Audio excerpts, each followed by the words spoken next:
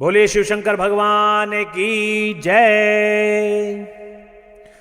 प्रिय भक्तों, आज हम शिवजी महाराज जी का एक ऐसा चमत्कारी मंत्र लेकर आपके सामने प्रस्तुत हुए हैं कि जो आपके घर में जो कलेश चल रहा है, जो भय का वातावरण है, कर्ज लेने के पश्चात जो चिंताएं आपके घर में व्याप्त हैं, एक ऐसा मंत्र हम आपको अभी सुनाने जा रहे हैं, बताने जा रहे हैं, जिस मंत्र के सुनने मात्र से इन सभी समस्याओं का समापन हो जाएगा। आपके परिवार से, आपके घर से कलेश मिट जाएगा।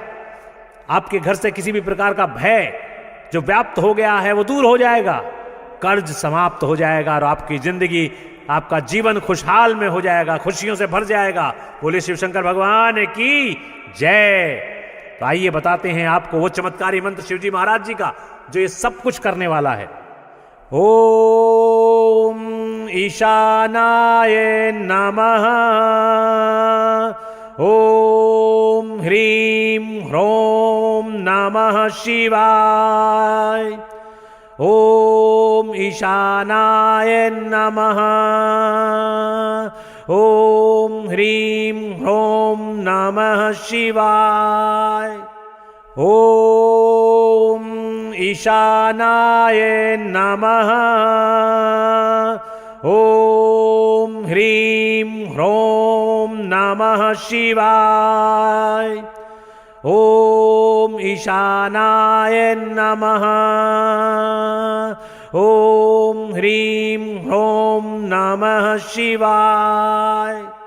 ओम ईशानाय नमः। ओम ह्रीं ह्रों नमः शिवाय। ओम ईशानाय नमः। ओम ह्रीं ह्रों नमः शिवाय। ओम ईशानाय नमः। ओम ह्रीं ह्रों नमः शिवाय। ओम ईशानाय नमः। ओम ह्रीं ह्रों नमः शिवाय। ओम ईशानाय नमः।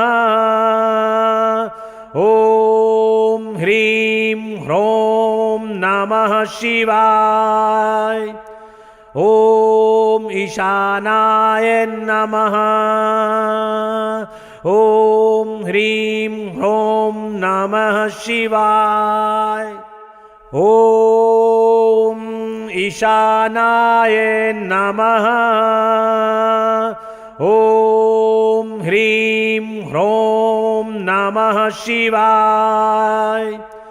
ओम ईशानाय नमः। ओम ह्रीं ह्रों नमः शिवाय। ओम ईशानाय नमः।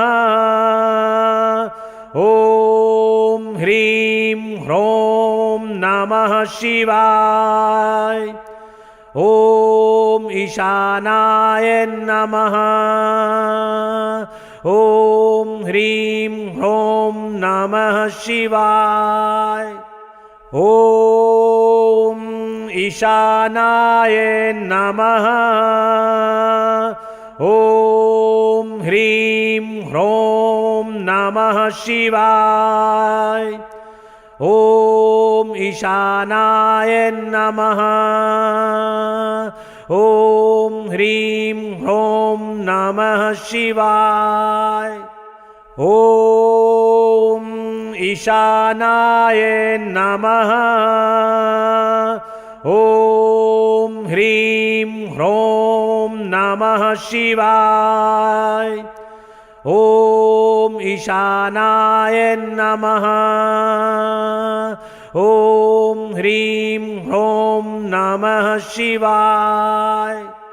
ओम ईशानाय नमः। ओम ह्रीं ह्रों नमः शिवाय।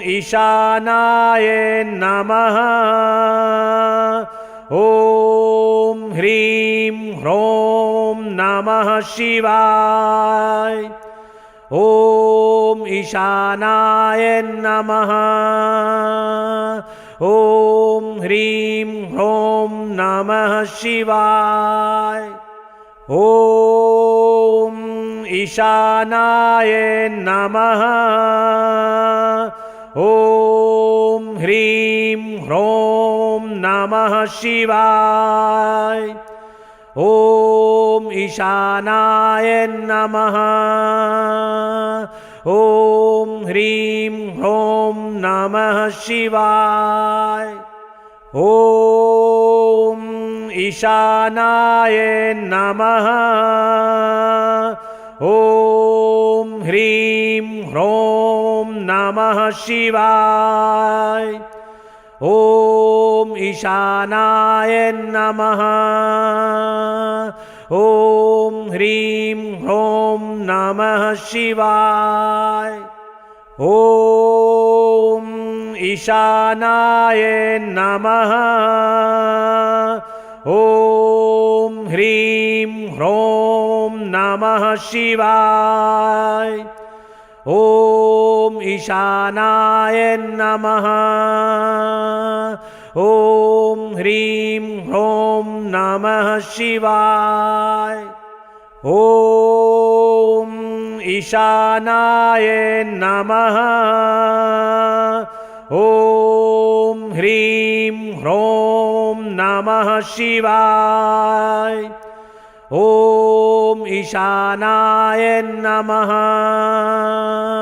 ॐ ह्रीं ह्रौं नमः शिवाय। ॐ ईशानाय नमः। ॐ ह्रीं ह्रौं नमः शिवाय। ॐ ईशानाय नमः। ॐ ह्रीं ह्रौं नमः शिवाय। बोलिए ओम नमः शिवाय। शिवजी महाराज की जय। तो भक्तों, इस मंत्र का श्रवण करते रहिए और जिंदगी को खुशहाल बनाते रहिए, और साथ में हमारे चमत्कारी मंत्र चैनल को भी सब्सक्राइब करते रहिए और कराते रहिए, और खुशहाल रहिए, जीवन में प्रसन्न रहिए। बोले शिवजी महाराज की जय।